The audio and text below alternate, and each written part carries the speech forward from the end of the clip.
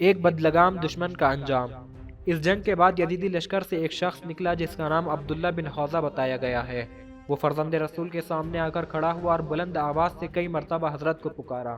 امام علیہ السلام نے فرمایا، کیا کہتا ہے؟ اس نے نہایت دریدہ دہنی کے ساتھ فرزند رسول کی بارگاہ میں گستاخی کی اور کہا، اے حسین، تمہیں دوزخ کی بشارت ہو، معاذ اللہ۔ اس جگر خراش کلمے کو حضرت نے سنا اور فرمایا، تو جھوٹ بولتا ہے، میں تو اپنے رب رحیم و غفور و شفیع و مطاع کے حضور جا رہا ہوں۔ اس کے بعد حضرت نے پوچھا کہ تو کون ہے؟ اس نے کہا، میں ابن حوزہ ہوں۔ فوراً حضرت نے اپنے دستہ مبارک آسمان کی طرف بلند کیے اور بارگاہ الہی میں عرض کی، اے پالنے والے، اس کو اس کی گستاخی کی ابھی سزا دے اور جہنم میں پہنچا دے۔ اسی وقت اس کا گھوڑا بھڑکا اور اس طرح بدکا کہ اس کے بدکنے کے سبب ابن حوزہ زین سے زمین پر آ رہا، لیکن اس کا پاؤں رکاب سے نہ نکل سکا اور گھوڑا اس کو اس حال میں گھسیٹتے ہوئے سرپٹ بھاگا کہ اس کا سر پتھروں اور درختوں سے ٹکراتا جاتا تھا، یہاں تک آن کی آن میں وہ دریدہ دہن اپنے کیفر کردار کو پہنچ گیا۔ حوالہ تاریخ طبری جلد 6 صفحہ 247۔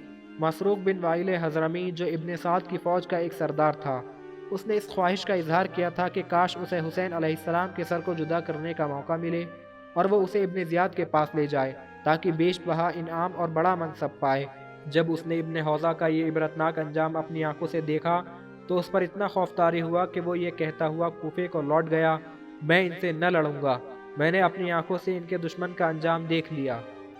شہادت بریر۔ اس واقعے کے بعد یزید بن معقل نامی ایک شخص لشکر یزید سے نکلا۔ اس سے اور بریر سے پرانی شناسائی تھی۔ وہ بریر سے مذہبی نوک جھونک بھی کیا کرتا تھا، اس لیے میدان جنگ میں آ کر اس نے بریر کو آواز دی اور کہا، دیکھا تم نے خدا نے تمہارے ساتھ کیا سلوک کیا؟ بریر نے جواب دیا کہ خدا نے میرے ساتھ بہت اچھا سلوک کیا ہے، مگر تو اپنے متعلق کہہ کہ نہایت بد نصیب ثابت ہو رہا ہے۔ یزید بن معقل نے کہا، جھوٹ کہتے ہو، حالانکہ اس سے پہلے تمہیں جھوٹ بولنے کی عادت نہ تھی۔ خیر یہ بتاؤ کہ ایک دن ہم اور تم بنی لوزان کے کوچے سے گزر رہے تھے تو تم نے اس وقت کہا تھا کہ عثمان غلط راہ پر تھے اور معاویہ خود گمراہ ہے اور دوسروں کو بھی گمراہ کرنے والا ہے اور امام برحق صرف علی ابن ابی طالب ہیں۔ بریر نے کہا، میں اب بھی اپنے اسی عقیدے پر قائم ہوں۔ یزید بن معقل نے کہا، میں گواہی دیتا ہوں کہ تم گمراہ ہو۔ بریر نے کہا کہ اچھا، کیا تم اس پر تیار ہو کہ میں تم سے اس سلسلے میں مباہلہ کروں اور ہم تم مل کر دعا کریں کہ خدا جھوٹے پر لعنت کرے اور اس کو حق پرست کے ہاتھ سے قتل کرا دے اور پھر میں تم سے جنگ کروں؟ یزید بن معقل نے اسے منظور کیا۔ بریر اپنی صف سے نکلے اور اس کے سامنے آ کر کھڑے ہو گئے۔ دونوں نے دعا کی اور پھر جنگ میں مشغول ہو گئے اور صرف 2 حربوں کی رد و بدل ہوئی۔ پہلا وار یزید بن معقل نے کیا، بریر پر اچٹتی ہوئی تلوار پڑی اور کوئی زخم ان کے جسم پر نہ آ سکا۔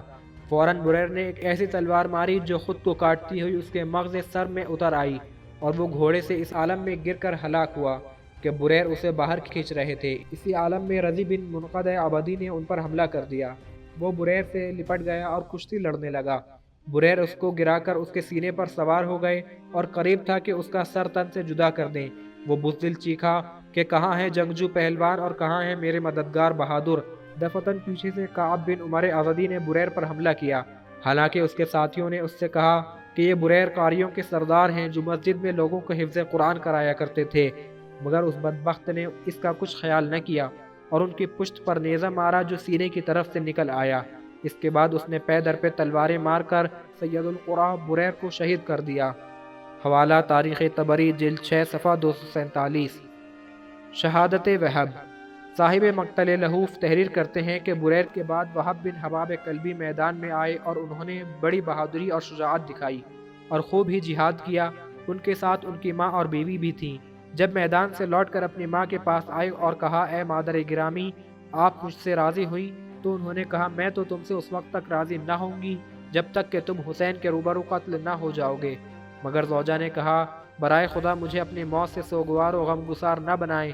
یہ سن کر ماں نے نصیحت کی اور کہا، اے میرے پارے جگر، زوجہ کی باتوں میں نہ آنا، میدان کو لوٹ جاؤ اور فرزند رسول کے روبرو اپنی جان دے دو تاکہ بروز قیامت تم ان کی نانا کی شفاعت حاصل کر سکو۔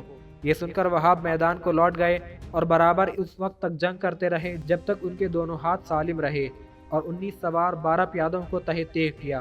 لیکن جب دونوں ہاتھ کٹ گئے اور زوجہ نے شوہر کو اس حالت میں دیکھا تو ایک چوبے خیمہ اٹھائی اور میدان میں نکل آئی اور بآواز بلند اپنے شوہر سے کہتی تھی، میرے ماں باپ تم پر فدا ہوں، پاک لوگوں کو بچانے کے لیے جی توڑ کر لڑو۔ یہ دیکھ کر وہب پھرے تاکہ اسے عورتوں میں پہنچا دیں۔ اس نے کہا میں ہرگز نہ لوٹوں گی بلکہ تمہارے ساتھ حسین پر اپنی جان نثار کروں گی۔ امام حسین علیہ السلام اس کی طرف متوجہ ہوئے اور فرمایا اے زوجہ وہب، اللہ ہم لوگوں کی طرف سے تم کو بہترین جزا دے، عورتوں میں لوٹ جاؤ۔ یہ سن کر وہ لوٹ گئی۔ حوالہ مقتل لہوف صفحہ 60۔ لیکن وہب کی شہادت پر بے تابانہ خیمے سے پھر نکل آئی اور اپنے شوہر کی لاش پر پہنچ کر اس کے منہ پر منہ رکھ دیا۔ شمر نے اپنے غلام کو اشارہ کیا۔ اس بدبخت نے اس مومنہ کے سر پر گرز لگایا جس کے صدمے سے وہ اپنے شوہر کے ساتھ جنت کو سدھاری۔ حوالہ فلسفہ شہادت علی بن محمد بہاولی جلد 6۔ یہ پہلی عورت تھی جس نے نصرت فرزند رسول میں درجہ شہادت پایا۔